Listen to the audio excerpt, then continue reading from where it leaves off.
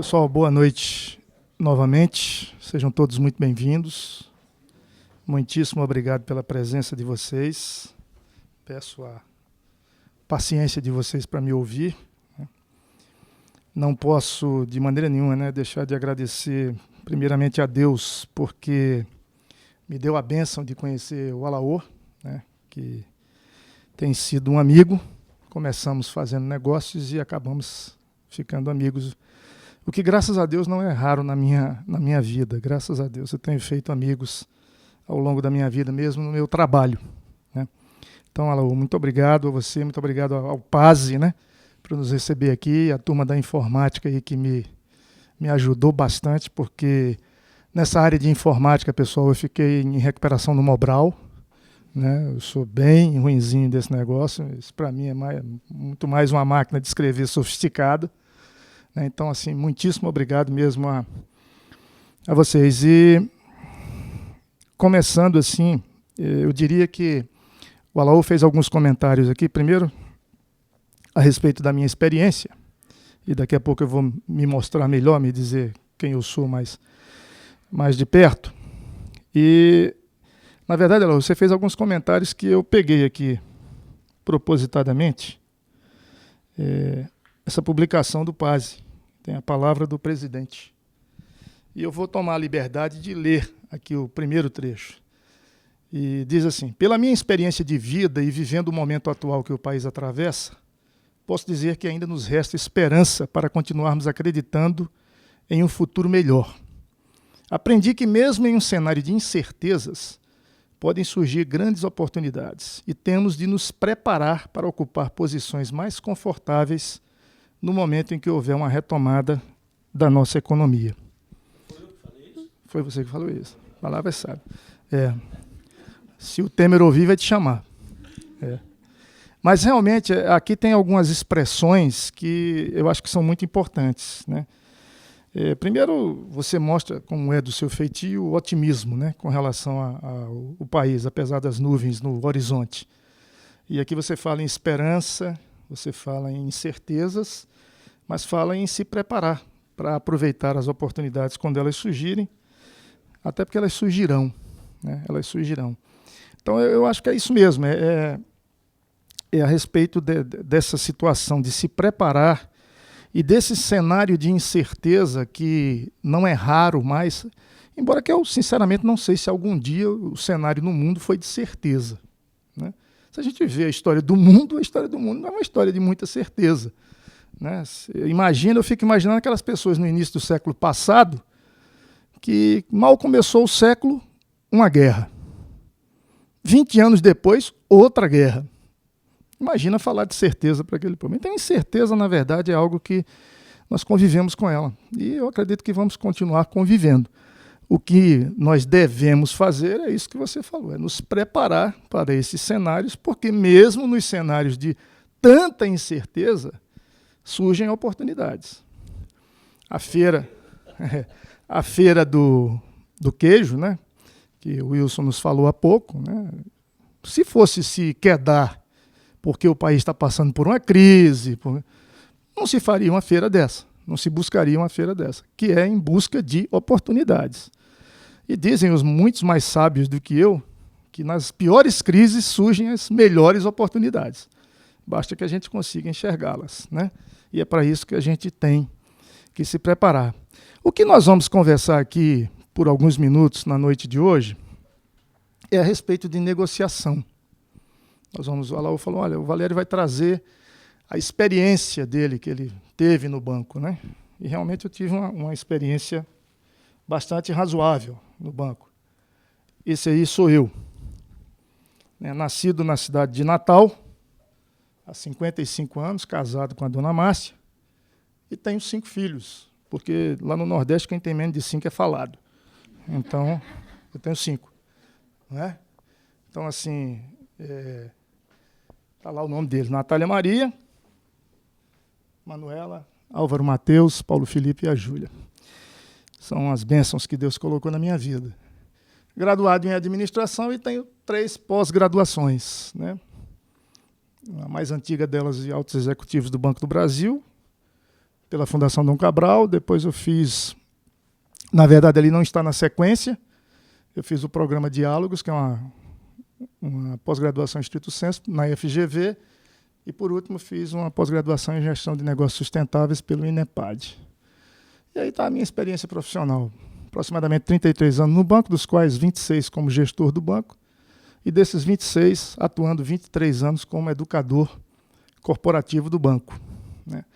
Ali tem um asterisco, aqui não está muito visível, mas a Universidade Corporativa do Banco do Brasil, em 2015, foi eleita a melhor universidade corporativa do mundo, né?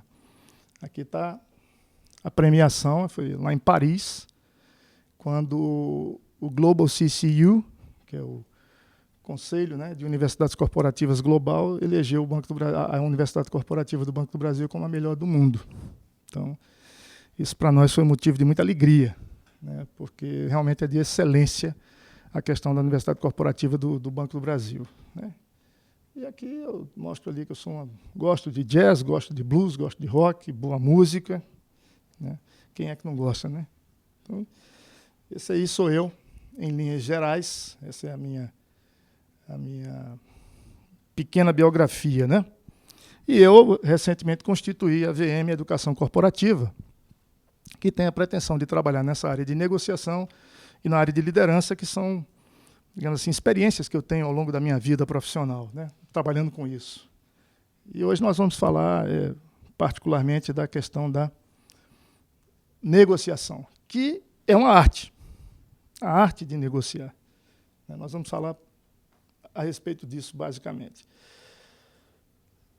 Na verdade, se nós todos que estamos aqui nessa sala fizermos uma reflexão a respeito das decisões que nós tomamos ao longo desse ano, ou talvez a partir do Réveillon, né, que a gente toma algumas resoluções no Réveillon, né? Vou fazer dieta, vou andar de bicicleta, né? Vou ser mais assíduo, tal. Faz um monte de resolução, não é isso? Eu diria que até meia-noite, porque depois... Depois não, você nem lembra mais, né? Pois é, mas veja só, a vida é uma constante tomada de decisões. Se a gente fizer um levantamento aí desse semestre que terminou, nós vamos ver que tomamos muitas decisões ao longo desse semestre. Mas tem decisões que a gente toma assim, ó, sozinhos. Não é verdade? Faço ou não faço dieta, como torrado ou não como, deixo de tomar cerveja ou não deixo. Decisões que você, né? Por onde é que eu vou hoje para o trabalho, onde é que o trânsito está mais complicado, onde é que está menos complicado. Essa é uma forma de tomar decisões. Não tem interferência de ninguém, praticamente. Mas nós temos também que tomar decisões que a gente chama de participadas.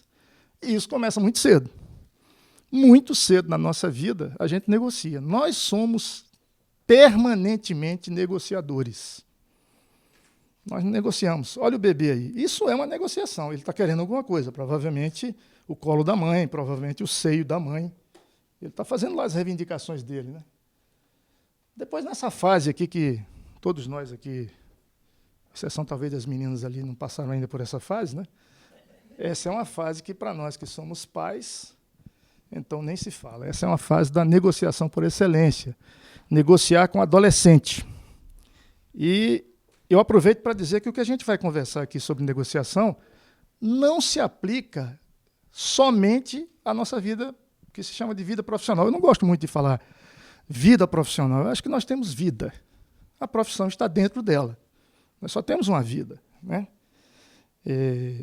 Então, assim, negociar com adolescente não é uma coisa muito fácil, não, né? Eu já fui adolescente, eu sei o que é isso. E eu tenho filhos, né? E eu sei muito bem o que é isso. A gente negocia, evidentemente, no trabalho. A gente fecha acordos profissionais na área profissional. Tem negociações mais, eu não diria mais importantes, mas talvez mais complexas em algum momento, não é? Então, são negociações diplomáticas, onde envolve países, continentes, né? Onde está se falando de guerras, ou uma coisa também de se falar das questões comerciais. A OMC é o fórum, por excelência, para as negociações entre países nessa questão que tange ao comércio internacional. E também tem uma outra negociação bem difícil. Bem difícil. Alguém imagina qual seja? Bem difícil. Essa é difícil. Essa é complicada. Agora, gente, a gente tá rindo, mas é verdade. Isso tudo é a nossa vida. Nós passamos, nós acordamos negociando, seja conosco, para decidir o que a gente vai tomar no café da manhã, seja com a esposa, porque você está querendo tomar uma determinada coisa no café da manhã, ela não quer, e aí você vai partir para a negociação. Nós negociamos o tempo todo, quer a gente queira, quer não. A gente negocia na família, a gente negocia com os nossos amigos no lazer, a gente negocia no trabalho, negocia. A todo momento nós estamos fazendo a negociação. E quando a gente não está negociando com a gente mesmo, mas nem sei se... Mas principalmente quando a gente está negociando com outras pessoas, nós estamos em busca de, ou deveríamos estar, em busca de um acordo, de um ajuste de interesses. Não é? Porque tem algumas coisas interessantes. As pessoas, elas são diferentes, não apenas fisicamente. Aqui nessa sala ninguém é igual a ninguém. Mas o danado é que a gente não é só diferente na cor da pele, na cor do cabelo, dos olhos, na altura, no peso. O mais complicado é que a gente é diferente aqui dentro. Os seres humanos são todos diferentes. Então, acordo é ajustar interesses. E como é que a gente faz isso? Principalmente concentrando a nossa atenção nas pessoas. E a gente vai ver um pouquinho mais na frente na palestra como é que a gente detalha isso. Porque essas pessoas diferentes têm expectativas diferentes, interesses diferentes, não é? Assim, cada um de nós aqui tem necessidades diferentes e tem um troço aí que é fundamental na negociação, que são valores diferentes. Valores diferentes. Nossos valores não são iguais. Às vezes coincidem, né? Mas nem sempre coincidem. Você quer ver uma coisa? Automóvel. Automóvel, um negócio que todo mundo conhece. Deixa eu só tomar um pouco d'água.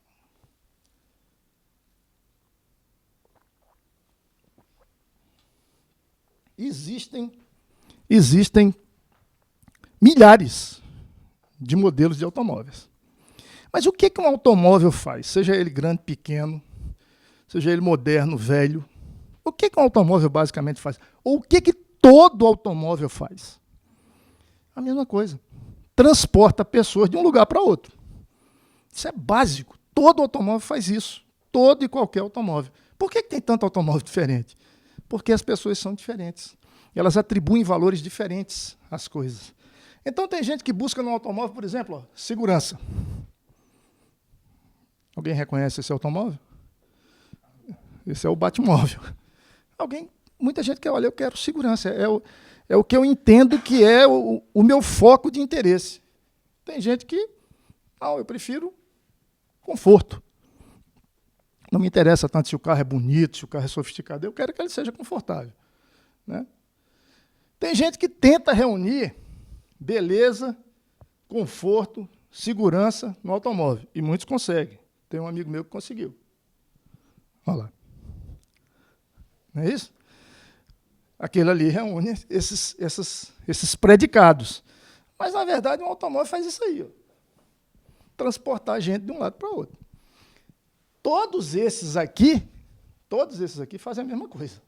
Basicamente a mesma coisa. São diferentes por quê? Porque as pessoas têm valores diferentes, interesses diferentes, expectativas diferentes. E a questão da... Olá, seja bem-vinda. E a questão de comprar um automóvel, algo tão importante para a gente, nós damos muita importância a comprar um automóvel, na verdade é fazer uma negociação. Todo mundo concorda que comprar um automóvel é negociar. Mas o que está sendo negociado, será que é o automóvel mesmo? Será que é o objeto? Porque o vendedor quer vender, eu quero comprar. Nós temos que chegar a um ajuste de interesses. Eu creio que o que está sendo vendido em qualquer das situações não é simplesmente um automóvel. É satisfação. Na verdade, o que a gente vende todo o tempo, em qualquer ramo de atividade, seja no ramo de seguros, seja num banco, numa agência de automóveis, é satisfação. O cliente tem que ficar o quê? Satisfeito. Então, a gente está vendendo para ele, na verdade, é satisfação. E aí, quando a gente vai negociar, por exemplo, um automóvel, nós temos que ajustar o interesse para que a satisfação de ambos, vendedor e comprador, seja atingida da melhor forma possível. E por isso que a VM Educadoria tem uma oficina chamada Arte de Negociar, e eu estou aqui falando dela, que tem esse conceito aí do que seja negociação. Tem inúmeros conceitos, talvez não seja nem o melhor, mas é um conceito a respeito de negociação. E essa oficina tem esse objetivo, refletir a respeito de nossas capacidades como negociadores e contribuir para aperfeiçoar a chave de cada um de nós, consideradas as variáveis que interferem na negociação, né, no processo de interação e negociação com os clientes atuais e futuros, com vistas ao fechamento de acordos que gerem a melhor satisfação entre as partes. E aqui a gente fala assim, ó, a melhor satisfação para as partes envolvidas. Por que a gente não fala em máxima satisfação? Porque máximo admite relativização. Aliás, não admite relativização. Máximo é o máximo. O que é o máximo? É uma coisa que chegou, não pode mais passar daquilo. E conseguir a máxima satisfação na negociação é uma coisa muito difícil. É melhor você procurar a melhor satisfação. E outra coisa, ela não pode ser a melhor satisfação para mim. Ela deve ser a melhor satisfação para ambas as partes envolvidas. Então, isso é que guia a nossa oficina. E aí vocês podem perguntar ali, mas o que é essa chave? Isso é melhor detalhado na oficina. Essa chave diz respeito a conhecimentos, habilidades, atitudes, valores e emoções, nossos e dos outros, de cada um que participa da negociação. Por isso que a gente usa esse conceito. Aí está uma imagem que, me perdoem os aqui presentes, mas eu acredito que essa imagem traduz muito da realidade que a gente tem na cultura de negociação. Na cultura de negociação.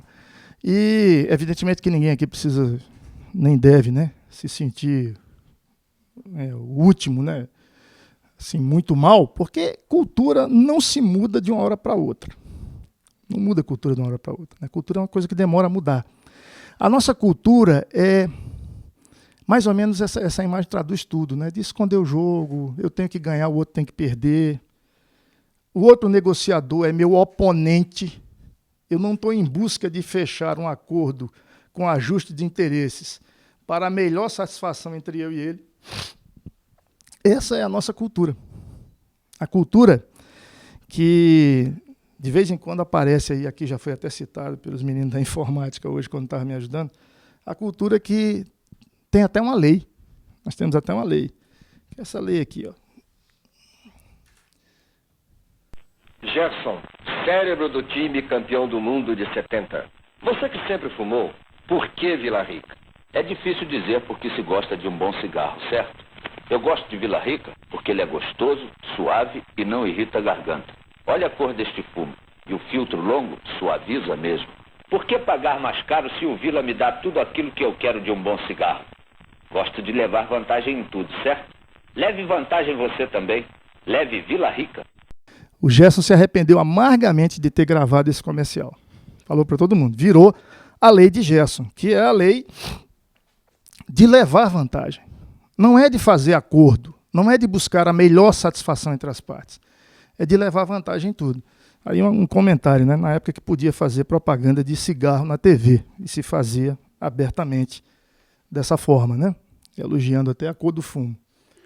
Essa é a nossa cultura. Essa é a cultura. É. Arrependeu-se amargamente. Arrependeu-se. Porque, como nós dissemos, os objetivos dos negociadores, eles são diferentes, são divergentes, por aquilo que a gente já comentou, as expectativas, né, os valores, os interesses. Então, eles são diferentes, são divergentes e, às vezes eles são conflitantes. Mahmoud Abbas e o Benjamin Netanyahu, né? Palestinos e judeus. Todos nós acompanhamos, desde que a gente é criança, a luta para se chegar a um acordo naquela região, que é a região mais conflagrada do planeta. Então, assim, eu fui buscar essa fotografia na internet e eu falei, essa fotografia diz muito, né? A expressão facial dos dois, não estão olhando um para o outro, estão olhando em direção oposta praticamente.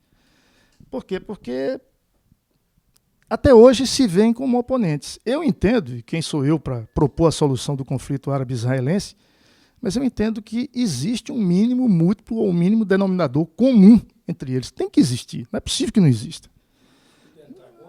Não é possível que não exista, né? Mas nós até temos essa cultura também, de não buscar os interesses mútuos, né? Porque, na verdade, em negociação, eu creio que a negociação deve ser feita assim, ó. A negociação é escalar um pico, às vezes muito íngreme, às vezes muito alto. Mas os dois têm que escalar o pico. Não adianta chegar lá sozinho. Então, o que é que nós devemos buscar na negociação? Exatamente um novo modelo mental onde a satisfação seja mútua e onde a gente vença juntos. Não é preciso o outro perder para eu ganhar em negociação. Não necessariamente. Não é fácil porque, eu insisto em dizer, nossa cultura não é essa. E nós estamos propondo um novo modelo mental. Desaprender é muito mais difícil do que aprender. Muito mais. Aprender coisa nova, você não tem nada e põe aquela coisa nova onde não tem nada. Desaprender é tirar uma coisa que está lá e bota outra no lugar diferente. E isso a gente tem muita dificuldade de fazer. Muita. Muita. Substituir o nosso conhecimento. Abrir mão das nossas convicções, porque se a gente vai criar um novo modelo mental e um novo modelo de negociação, nós devemos estar dispostos a abrir mão de muitas das nossas convicções. Talvez uma delas seja essa. Não, eu preciso, eu não posso, eu não confio, eu tenho que, eu não sei. Esse tipo de coisa. E o novo modelo mental de negociação, o modelo que a gente propõe é um modelo onde a gente chega junto, onde a gente vence junto. Não é um modelo mais, né, daquele que a gente falou antigamente. Então, o que a gente vai procurar juntos? A pecinha do quebra-cabeça que falta para encaixar e resolver o quebra-cabeça da negociação. E não é por acaso que a imagem é de um coração. Nós todos já ouvimos falar, e principalmente, né, para os homens, assim, que não ponha o coração no negócio. Eu acho que eu estou numa empresa e conheço quem comanda essa empresa, e pelo que eu conheço dele há 10 anos, ele trabalha com o coração. Porque, gente, o coração faz parte da gente. O coração faz parte da gente. Não tem como a gente tirar o coração de nada. De nada. Então, assim, usar o coração no sentido de estar disposto a acolher o outro, estar disposto a saber que eu não sei tudo, a admitir isso, e buscar. Cadê a pecinha? Eu posso não ter a pecinha. O outro pode ter a pecinha para encaixar no quebra-cabeça e resolver o quebra-cabeça. Para isso, a gente precisa ter flexibilidade. Bastante flexibilidade.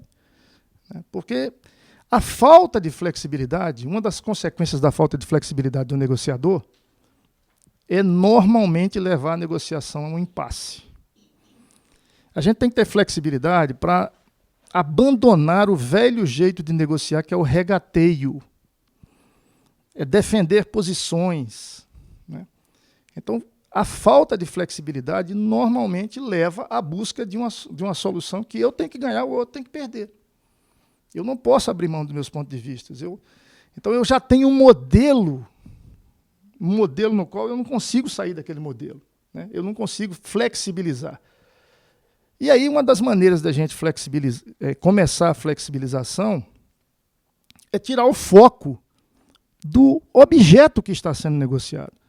Vocês lembram quando eu falei ainda há pouco sobre a negociação de um automóvel? Se você prestar bem atenção, automóvel, imóvel, viagem, tudo que a gente compra para nos satisfazer. O uso do automóvel, do imóvel, a viagem é só uma consequência. A gente quer mesmo é satisfação. O que a gente quer é satisfação. Né?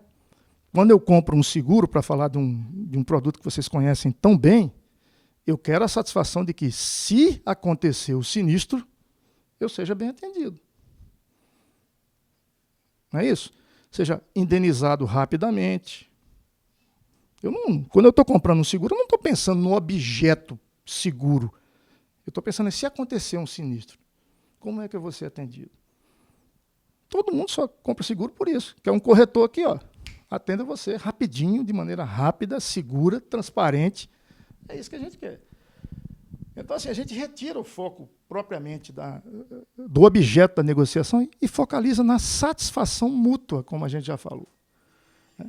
Agora, tem 3 coisas que interferem diretamente na negociação.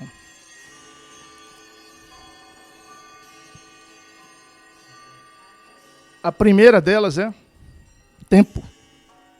Toda negociação tem um tempo. Tem um tempo limite, tem um tempo.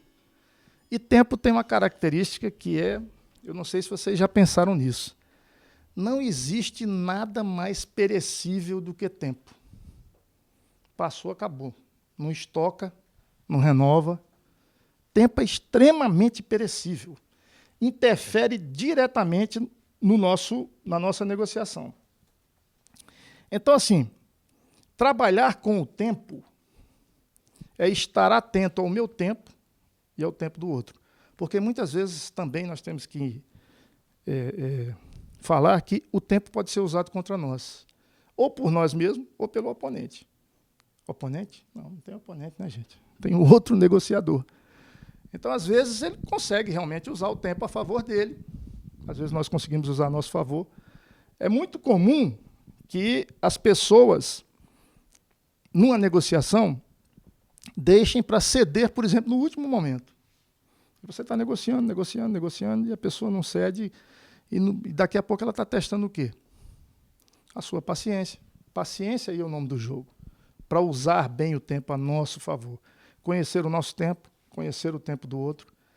Não fugir, porque o tempo está passando e aí eu vou abandonar a negociação, e nem ceder em demasia. Como disse Caetano Veloso na música Um Índio, né? Impávido que nem Mohamed Ali. Né? Ficar tranquilo. Calma é tudo que você tem que fazer na questão do tempo. Essa é uma variável importantíssima. A outra variável que interfere na negociação é o poder. E poder, gente, é algo que a gente ora pensa que não tem nenhum, ora pensa que tem demais. Poder, normalmente, é tudo aquilo que nos sobra quando a gente observa o poder do outro negociador, o poder da situação da negociação, e aí sobra o nosso poder. Nós temos que ter cuidado com isso, porque quase sempre ele é circunstancial. Ninguém normalmente nasce assim, não, cheio de poderes, né? Invencível. O poder normalmente é circunstancial. E nós temos que usá-lo de forma sábia, perceber claramente qual é o nosso poder e o poder de quem está negociando conosco.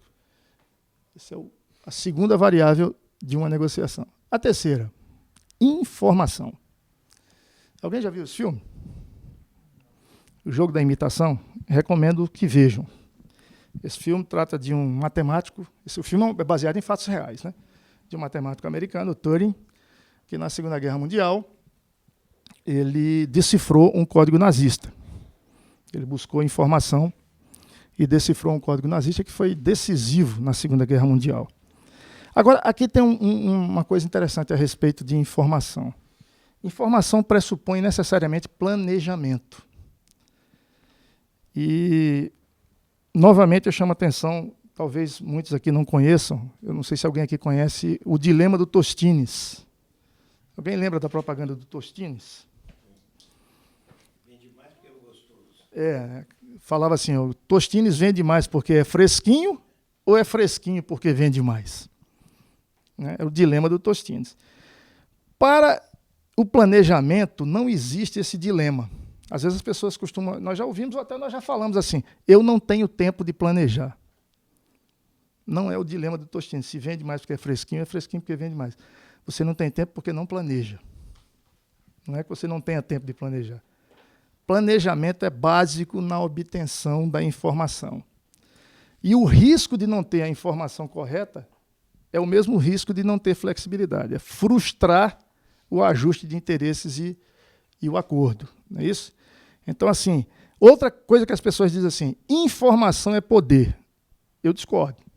Como diria o personagem da escolinha, divirge o mestre. Informação simplesmente não é poder. Poder é o uso que você faz da informação. Você pode ter informação e não usar. Não é poder nenhum. O que é ter poder com a informação? É saber usá-la. É saber usá-la. É buscar as informações com antecedência do que você vai negociar. Você conhece todo o objeto da sua negociação? Todos os atributos do produto que você está negociando? Você tem um mínimo conhecimento de com quem você está negociando? Isso é fundamental numa negociação, né? Para que você, inclusive, entenda quais são as expectativas do outro, as necessidades do outro, os valores do outro, e você tem que focar nisso. Chegar a um ajuste de interesse entre as suas expectativas, as suas necessidades, os seus valores e de quem está negociando com você. Então, buscar informação é fundamental. E durante o processo de negociação, tem uma coisinha que também, não raro, a gente não faz com a disciplina que deveríamos fazer. Ouvir. Eu confesso a vocês, meus amigos, que muitas vezes, quando a pessoa está falando ou me perguntando alguma coisa, eu já estou elaborando a resposta. Acontece isso com vocês? Não, né? Pois é. Nós temos... Tem um ditado popular que diz assim, Deus nos deu 2 ouvidos e uma boca, para que a gente fale menos e ouça mais. Saber ouvir é fundamental. Saber ouvir é não ficar pensando naquilo que eu vou responder e não prestar atenção no que está sendo dito, porque ouvir é muito mais do que escutar. Porque quando você está ouvindo e pensando já naquilo que você vai responder, você está escutando. Está escutando a pessoa falar, claro que você está, mas será que você está ouvindo? Né? Então, características desse negociador que tem, digamos assim, que leva em consideração essas variáveis de tempo, poder e informação. Saber ouvir. Saber ler nas entrelinhas. Captar os fatores não verbais. Aquilo que não está sendo dito. Expressão facial. Né? Olha quanto interesse essa pessoa está tendo no que está sendo dito. Né? Captar. Buscar a informação naquilo que não está sendo dito. Cada expressão facial, inclinar o corpo, se distanciar, tudo isso são sinais que você pode interpretar com relação ao outro negociador. Bom, aí nós estamos falando até aqui dessas questões de negociação.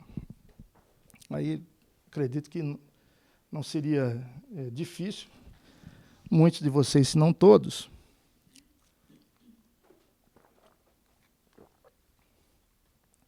dizer assim, mas Valério, isso eu já sei tudo. Isso eu sei.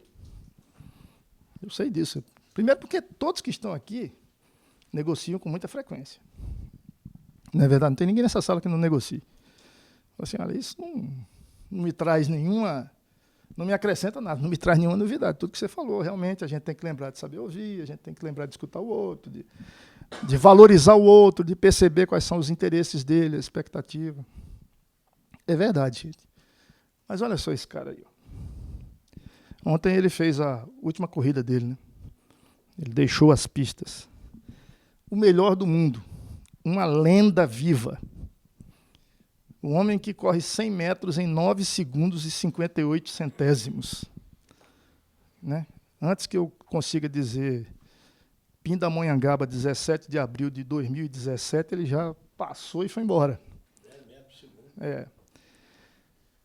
O que é que esse rapaz jamaicano chamado Usain Bolt faz? Ou fazia? Agora quer jogar futebol, né? Então vai continuar fazendo. O que ele faz muito bem. O que ele faz muito bem. Ele é o melhor. Só que ele treina todo dia. Todo dia ele... Sabe Chico Buarque? Todo dia ele faz tudo sempre igual. Faz mesmo.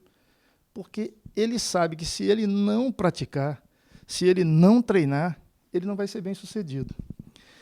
E negociação, apesar de nós fazermos negociações a todo momento, desde a hora que acordamos até a hora que vamos dormir, desde a mais tenra idade, até quando Deus nos chamar, é outro aspecto cultural. Nós não achamos que devemos aprender nada sobre negociação. Nós já sabemos. Não devemos sistematizar o nosso conhecimento a respeito de negociação. Negociação não é disciplina de nenhuma faculdade. Nenhuma faculdade, na área de administração, não tem essa disciplina de negociação. Eu acho que deveria ter. Deveria ter. A gente comentou aqui, mostrou aqui o slide do Mahmoud Abbas e do Benjamin Netanyahu. É um exemplo de conflito. Mas o mundo está com menos conflitos ou com mais conflitos? Os Estados Unidos acabaram de eleger um presidente, Donald Trump. Todo mundo está assim, né? Não está? Todo mundo... O que esse cara vai fazer? E o que tem feito não é tão bom assim. As negociações estão cada vez mais complexas. As relações pessoais com nossos filhos, com nossos colegas de trabalho, com nossos chefes, as negociações com nossos clientes estão cada vez mais complexas. Cada vez mais as pessoas estão, digamos assim, adquirindo mais conhecimento. E isso leva a um aumento de complexidade. E aumento de complexidade é, digamos assim, um ambiente muito propício para aumento de conflito. E negociação, em tese, é resolver conflitos. É ajustar interesses. Então, por isso que nós trazemos a oficina de a arte de negociação, porque a gente deveria fazer como os atletas olímpicos, né? Treinar insistentemente, disciplinadamente, as nossas capacidades como negociadores. E a gente meio que leva isso, assim, empiricamente. O Alaô falou aqui, olha, o Valério tem muita experiência na prática. Tenho. Todos aqui têm experiência na prática. Mas, de vez em quando, a gente tem que parar para refletir a respeito das nossas capacidades, porque o mundo vai mudando. Eu mostrei ali para os amigos, né, que eu quase 33 anos de banco, quase 26 anos como administrador do banco, e eu aprendi muito cedo o seguinte, eu falo assim, pô, mas você é um cara muito experiente. Né? Pode ser. Tem gente que tem realmente assim, 30 anos de experiência, mas tem gente que tem 1 ano de experiência repetido 30 vezes. Parou no tempo.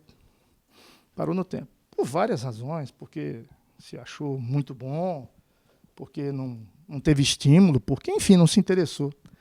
Então, treinar as nossas habilidades como negociador é uma coisa que a gente deve começar a pensar. É o que eu falei, é um novo modelo mental. É mudar a cultura. E, certamente, como o Alaô gosta tanto de falar, contribuir para um mundo melhor.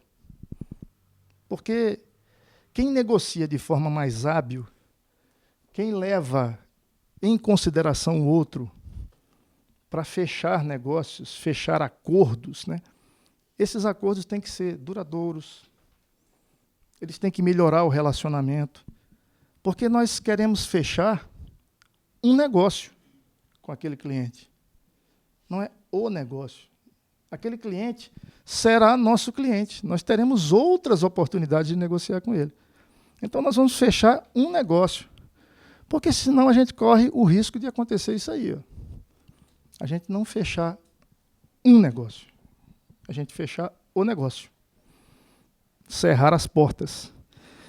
Vocês todos concordam comigo, a exigência, o nível de exigência do consumidor só tende a aumentar. O nível de exigências da regulamentação só tende a aumentar, exigindo cada vez mais que nós estejamos cada vez mais capacitados a enfrentar as incertezas, os desafios, porque esses não vão deixar de existir. Então, o propósito da oficina, a arte de negociar da VM Educação é esse, é um novo olhar sobre a arte de negociar. O que eu falei para vocês aqui, nesses poucos minutos, é, na verdade, um aperitivo. A oficina vai muito além disso que a gente está falando aqui. A oficina tem dinâmicas, né? A gente aprofunda mais. Isso aqui foi de maneira genérica. Eu não sei se está visível para todos, mas eu leio aqui. Ó, esse é o conteúdo programático. Uma introdução, que é algo semelhante a isso, né? A respeito da abordagem da oficina também. A gente vai falar de negociação baseada em princípios. A gente vai treinar, vamos dizer assim, vamos refletir sobre a construção de um acordo. E a construção de um acordo. Negociação tem que ser um acordo. Negociação não pode ser uma disputa. Não pode ser a busca de vencer um oponente. Não pode ser isso. Tem que ser o fechamento de um acordo, né? E um fechamento de um acordo nas bases que a gente falou, que busquem a melhor satisfação mútua. Porque, como eu insisto em dizer, quando eu estava no banco, eu usava uma imagem que não é das imagens mais, digamos assim, soft, não, mas eu dizia muito para os meus colegas. E eu acho que essa imagem pode ser, digamos assim, usada também, principalmente no ramo de serviços, né, que é o ramo de corretagem de seguro, de seguradora. No banco eu falava, eu não sei se eu falei isso com você nas nossas conversas, inúmeras conversas, né? No banco eu falava, olha, o que nós fazemos aqui no banco não é pecuária de corte. Não é pecuária de corte. Não é, falava isso, né? Não é engordar o bicho e matar o bicho, não. É engordar e mantê-lo gordo, para que ele, né, tenha o melhor rendimento. É uma imagem meio grosseira, eu admito. Mas como é que o pecuarista de leite faz? Às vezes cuida mais da vaca dele do que da mulher dele, porque ela tem que dar leite por um período o mais longo possível. Não é isso? Negociação é isso, gente. Nós não vamos negociar uma única vez com uma única pessoa. Nós temos que passar para essa pessoa a imagem que nós somos confiáveis, que nós acolhemos essa pessoa, que nós entendemos essa pessoa, que os valores dela, as expectativas dela, a necessidade dela, nós vamos buscar atender. Nós não queremos que ela desconfie de nós, nós não queremos fazer como nós mostramos lá no slide, apertando a mão com a faquinha aqui atrás. Não é essa forma de a melhor forma de negociar. Embora que eu diga, nós não precisamos ficar nos achando muito ruins, né? É a cultura. A cultura. Quando você fala em mudar a cultura da negociação, mudar o modelo mental e acolher o outro, e buscar ouvir o outro e não apenas escutar, planejar aquilo que você vai fazer, não é fácil. Por quê? Porque é muito mais fácil aprender uma coisa nova sem ter nada no lugar do que ter que abandonar um aprendizado de anos, às vezes décadas. E é isso que a nossa oficina tem essa pretensão. Ela tem uma carga horária de 4 horas, o local a gente define, a metodologia exposições do tipo da que eu fiz aqui, mas tem trabalhos em grupo, né, porque tem dinâmicas para que a gente pratique a teoria, né, para que a gente reflita, mas fundamentalmente o que nós buscamos é provocar uma reflexão. A oficina não traz um gabarito de como negociar. Primeiro porque negociações são diferentes, porque as pessoas são diferentes, os locais são diferentes, os momentos são diferentes, os objetos da negociação são diferentes. Então não dá para você fazer um gabarito. Fala assim, ó, faz, né, 7 passos para fechar um acordo, né? 10 coisas que você jamais deve dizer na negociação. Nós não temos esse modelo. O que a gente quer provocar em cada um que vai conversar com a gente é reflita a respeito de como você negocia. Há uma forma melhor de fazer o que você já faz com tanto empenho, com tanta responsabilidade. Você pode se tornar um negociador, e aí eu faço questão, um negociador melhor. Você não é um mau negociador. Se fosse, você não estaria aqui. Mas pode melhorar. Pode fazer como esse cara fazia. Era o melhor, mas não parava de treinar. Não parava de buscar melhorar. O exemplo dele, eu lembrei aqui do exemplo do Ayrton Senna. Talvez aqui nem todos fossem tão fãs assim de Fórmula 1 na época que corrida de automóvel merecia esse nome, né? Pelo menos para mim. Mas o Ayrton, uma vez, foram entrevistá-lo, porque nós que somos mais velhos aí, nós lembramos, né? O Ayrton estava treinando, aí ele fazia a melhor volta. Aí ele continuava. Aí fazia outra melhor volta. Aí ele continuava. Aí fazia a terceira melhor volta do treino. E uma vez foram perguntar para ele, mas por que você faz isso? Quando você faz a melhor volta, a probabilidade de alguém te superar é mínima. Ele falou, mas eu não corro contra eles. Eu corro contra mim mesmo. O meu desafio é bater o meu recorde a cada vez. Ou seja, treinava para ser cada vez melhor. Exatamente. Né? Então, assim, a questão da negociação é essa. Eu estou falando isso, não sei se está ficando claro para os amigos, mas assim, por que eu busquei essa área, que é uma área que eu gosto muito? Porque eu vejo isso em mim e vejo isso em todo mundo. Assim, negociação é uma coisa que para nós é muito natural, e é natural, mas não significa que por ser natural não possa ser aperfeiçoado. Não significa isso. A gente pode refletir sobre as nossas habilidades como negociador e realmente aprender algumas técnicas. Olha, como é que a gente vai fazer por aqui?